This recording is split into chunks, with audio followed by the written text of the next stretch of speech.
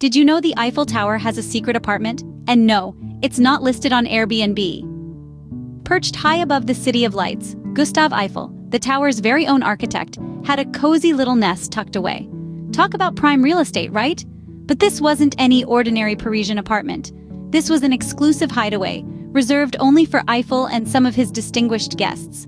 One such guest was none other than Thomas Edison. Imagine the scene. Two of the greatest minds of the time, chilling in the highest apartment in Paris, probably discussing the latest in phonograph technology over some fine French wine.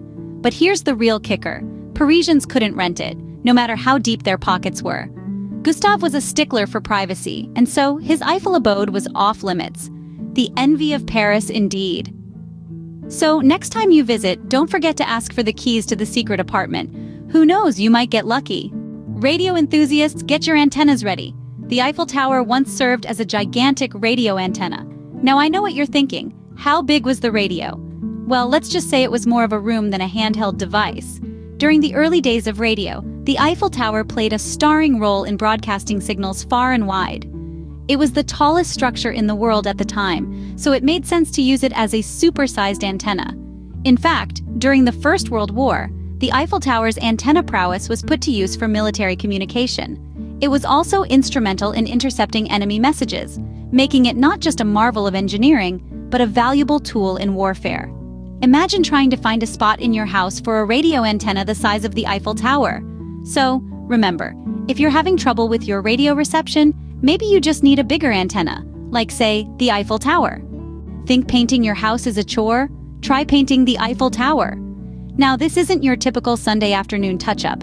The Eiffel Tower, standing tall at 330 meters, requires a fresh coat every 7 years. That's right, 7 years. This isn't a one-man job, oh no. It takes a team of 25 highly skilled painters, 60 tons of paint, and a whole lot of courage to dangle from those dizzying heights. Just imagine if you spilled a bucket. It's like painting a town, literally.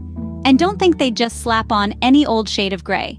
The color is carefully selected to blend with the Parisian skyline, shifting from a darker hue at the base to a lighter one at the top. So, next time you're grumbling about painting the garden shed, remember the Eiffel Tower's paint job. And you thought your weekend DIY project was tough. Ever thought of the Eiffel Tower as a billboard? Well, it once was. Yes, you heard that right.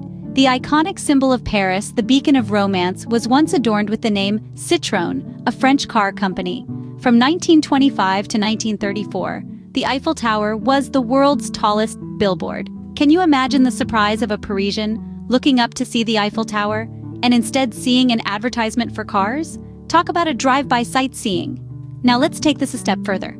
What if other companies had jumped on the bandwagon? Picture this, the Eiffel Tower with a giant golden arches, or maybe a red bullseye. The possibilities are as high as the tower itself. So next time you're thinking of a marketing strategy, remember, the Eiffel Tower's been there, done that. Did you know the Eiffel Tower has growth spurts and shrinkages? Just like a teenager, the Eiffel Tower doesn't stay the same size all the time, but instead of hormones, it's the temperature that makes the tower grow taller or shorter. Here's the science behind it. The Eiffel Tower is made of iron, a material that expands in the heat and contracts in the cold. So, on a hot summer day, the iron in the Eiffel Tower can expand, making the tower stand over 6 inches taller. But as soon as winter rolls in, the cold weather causes the iron to contract, and voila! The tower shrinks back down. You might think it's bizarre, but it's just the Eiffel Tower doing its own version of the growth spurt tango.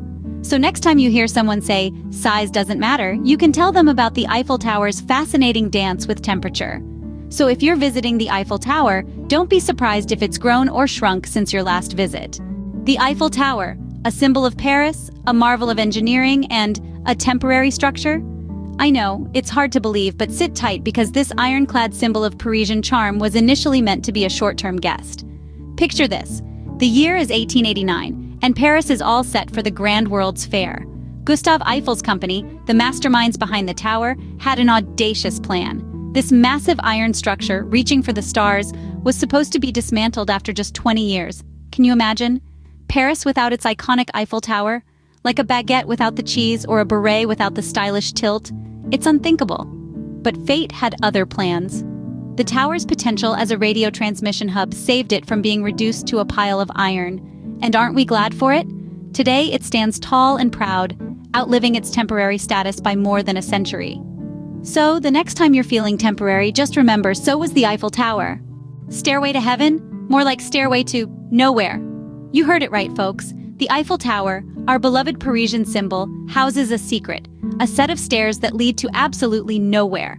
Imagine climbing those steps one by one, heart pounding with excitement, only to reach a dead end. Kind of like going on a blind date, right? You're all dressed up, butterflies in your stomach, only to find out your date is as thrilling as a doorknob. These mysterious stairs, though, they're not a mistake or a design flaw. They were intentionally built this way. They're a relic of the past, a vestige of the tower's history, preserved in its iron body. They're there to remind us that even the most iconic landmarks have their quirks, their oddities, their stairs to nowhere. So remember to choose your path wisely, or you might end up on the Eiffel Tower's stairs to nowhere.